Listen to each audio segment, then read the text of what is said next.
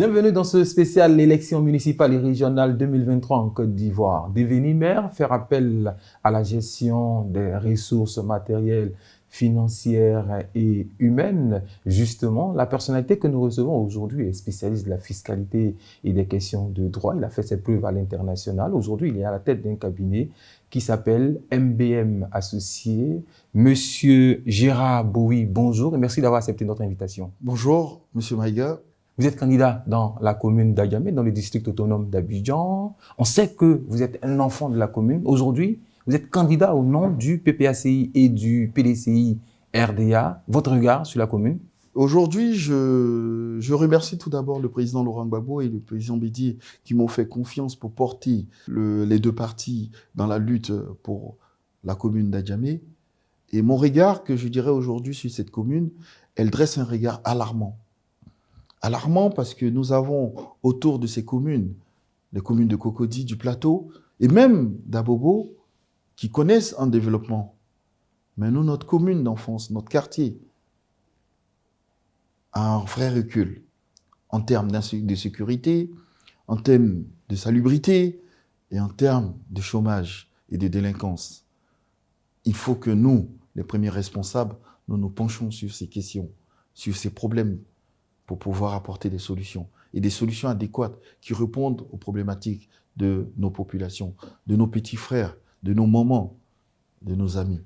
Comme vous l'avez dit, Adjamé est contigu à plusieurs communes. Ça pose la question de la circulation, à la fois pour avoir accès à Adjamé, mais surtout, au sein même d'Adjamé, de plus en plus, les gens essaient d'éviter Adjamé. Est-ce que vous avez une solution pour fluidifier la circulation au sein d'Adjamé? Dans le programme qui a été conçu avec les amis du PDCI et les membres de mon cabinet, nous avons conçu un programme qui est adapté à la décongestion des rues et des circulations dans la commune d'Adjamé. Et il est important de se pencher sur cette question. Pourquoi? Adjamé est quand même le vecteur du transport et le vecteur du commerce. Et il y va de la circulation. Il faut que la circulation soit fluide pour permettre le développement de ce commerce et aussi de ce transport. Comme vous pouvez le constater aujourd'hui, nous avons des stations anarchiques dans cette commune. Nous avons des commerces installés à tous les coins de rue et il faut réguler cela. Il faut réguler cela, il faut parler avec les populations et leur apporter des solutions concrètes. Parce que il est vrai que nous voulons apporter des solutions en demandant aux personnes de se retirer des rues, de se retirer des enclavures pour permettre la circulation, mais aussi il faut permettre à ces personnes-là d'avoir quelque chose à manger chez eux à la maison. Parce que c'est ces personnes-là qui habitent la commune d'Adjamé, qui viennent au bord des routes, parce qu'ils n'ont aucun espoir. Ils espèrent vendre un bonbon pour pouvoir nourrir leur famille. Donc il faut d'abord apporter ces solutions et ensuite le problème de la circulation sera réglé automatiquement. Et pour cela, nous avons des solutions. Nous avons un programme que nous allons dérouler. Nous allons expliquer aux populations. Il y a eu un projet de délocalisation de la gare routière. Malheureusement, il n'y a pas eu un trop grand engouement. Est-ce que, à votre niveau, la solution est durable? Écoutez, cette solution de délocalisation de la gare routière, elle est toujours pendante sur la table du gouvernement. Et il y va pour l'État de se pencher très rapidement sur cette question parce qu'elle est importante. Elle est importante parce que j'ai eu à discuter avec les différents syndicats. Ces différents syndicats n'ont pas été associés à ces projets. Et voilà ce qui pose le problème. Donc, ils n'ont pas vraiment les problématiques de ces personnes. Et donc, on ne peut pas délocaliser des personnes sans tenir compte de leurs aspirations, sans tenir compte de leur activité. Et c'est pourquoi, dans mon conseil municipal, j'ai tenu qu'ils y participent pour apporter des solutions aux projets que je vais présenter, pour qu'on puisse ensemble permettre la circulation assez fluide en matière de transport et aussi leur permettre de se délocaliser, mais tout en pérennisant leur activité. Et c'est cela que je veux, qu'on puisse maintenir l'activité de ces personnes et continuer, disons, une vie assez normale dans cette commune. Parce que si nous ne les associons pas à nos différents projets, il est tout à fait normal qu'il y ait des difficultés de localisation, puisqu'ils n'accepteront pas des projets qui leur sont présentés ou des projets qui sont pensés ailleurs et qui sont mis sur la table afin qu'ils exécutent. Il faut associer ces personnes à cela. Et c'est ce que j'ai décidé de faire. Et je vais le faire. «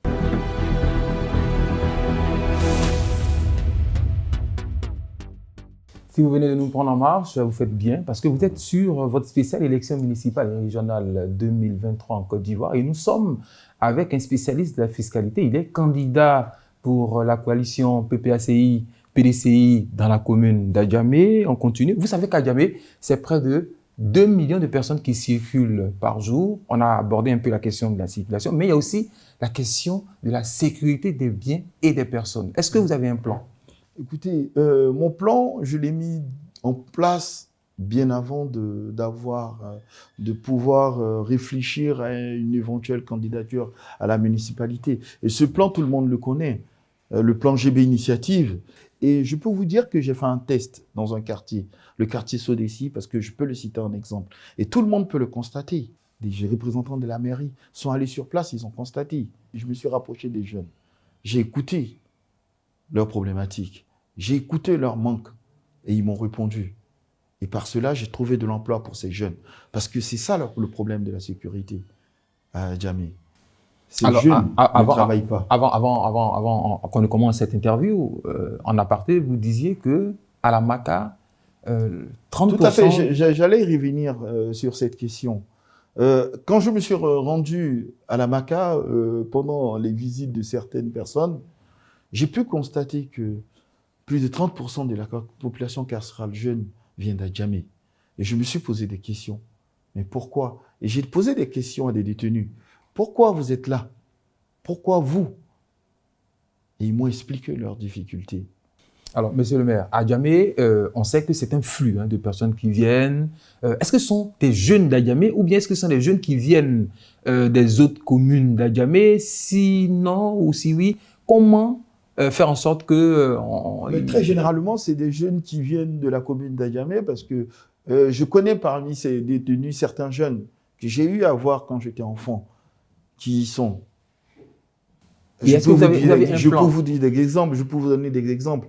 Les enfants en conflit avec la loi, ils viennent d'Adjamé, je les connais précisément, je connais certains parmi eux. J'en ai recruté parmi eux aujourd'hui pour les faire travailler, pour qu'ils puissent changer, pour qu'ils puissent s'adonner à une activité normale. Bon, on sait qu'à Adjamé, il n'y a pas de zone industrielle. C'est vrai que c'est une zone où il y a un fort taux de personnes qui font du commerce, mais il n'y a pas de zone industrielle. Vous parlez de créer de l'emploi. C'est quoi concrètement? J'ai fait un test, un partenariat avec ma fondation et certaines entreprises dans la zone industrielle de Yopougon. Comme je peux vous le faire remarquer, c'est que ces jeunes sont parfois, pour la plupart, en manque de diplôme. Mais comment faire pour ces jeunes d'obtenir une activité pérenne? Pour certains, il fallait avoir de l'argent pour nourrir leur famille. Mais derrière, moi, je pense à une activité pérenne parce qu'on ne peut pas rester ouvrier toute sa vie. C'est vrai qu'il faut trouver un emploi d'ouvrier pour ces jeunes et c'est ce que j'ai fait. J'ai fait pour plus de 1000 jeunes, plus de 2000 jeunes. Mais derrière, je les rencontre pour qu'ils puissent derrière faire une formation professionnelle, pour obtenir un diplôme. Et cela va leur permettre de pouvoir se développer. Et ça, je l'ai permis pour certains jeunes. Je peux vous dire, j'ai accompagné des jeunes pour avoir des diplômes en matière de cariste. Aujourd'hui, c'est des caristes dans des entreprises sur la place. Ils y travaillent. Et je pourrais dire aussi un projet comme celui du garage Mercedes. J'ai conçu un projet spécifique parce que ces jeunes du garage Mercedes ont été abandonnés. Ces mécaniciens ont été abandonnés. À côté des jeunes, on a aussi la question des terres. Il y a des conflits, les villages, les terres. Il n'y a pas d'espace à Adjamé pour de nouvelles constructions. Comment vous entrevoyez Écoutez, quand on me dit qu'il n'y a pas d'espace à Adjamé pour des nouvelles constructions, je dis il y a de la place, mais il y a des places qui sont occupées de façon anarchique. Mais surtout pour garer aussi. Pour garer, aujourd'hui, c'est un vrai problème. Ma réponse, elle revient à tout cela. C'est pourquoi nous avons mis en place un plan spécifique de l'habitat. Okay. Cela va permettre de pouvoir créer des gares de stationnement, de pouvoir lutter contre l'insalubrité. On imagine donc que Adjamé va changer avec vous, mais disons aujourd'hui que le RHDP est à la tête d'Adjamé, on finit par croire que c'est le bastion de ce parti présidentiel. Qu'est-ce que vous répondez? Avant le RHDP, il y avait le FPI, qui est devenu aujourd'hui le PPACI avec l'ex-gouverneur Djedja Mondji-Pierre. On avait Dambélé Lassina qui était du PDCI. Et dire qu'aujourd'hui, que Adjamé est le bastion du RHDP, moi, je pense que c'est utopique. j'ai fait un calcul, j'ai fait des rapprochements, et je peux vous dire que Adjamé n'est pas le bastion du RGP. Il faut inciter nos militants à sortir.